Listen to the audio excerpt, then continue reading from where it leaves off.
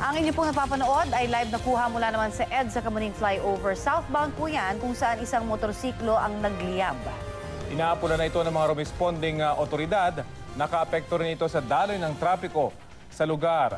Sisikapin po namin makakuha ng iba pang detalye tungkol sa insidente. Pero partner, kanina yung nagpa-traffic na kanina pa dito sa bahaging yan ng EDSA. At syempre alam naman natin kapag ka EDSA ang nag-traffic, sanga-sanga ho yan hanggang sa mga side streets. Katunayan, nadaanan din namin na talagang usad pagungho atong mismong ibaba ng EDSA flyover at maging syempre dito sa mismong flyover kung saan nga nasusunog itong motorsiklo. Bagamat kanina po ay nabugahan na yan ng fire extinguisher at ngayon nga ay binubugahan pa ng fire extinguisher, ay asahan pa po natin na talagang lalo pang sisikip yung daloy ng trapiko dyan dahil syempre tatanggalin pa yung motor na yan. So siguro yung mga laging dumadaan ng mga ganitong oras sa bahaging yan ng Kamuning Flyover, ay iwasan po muna yung lugar na yan dahil talagang napakabagal ng daloy ng trapiko sa mga oras na ito.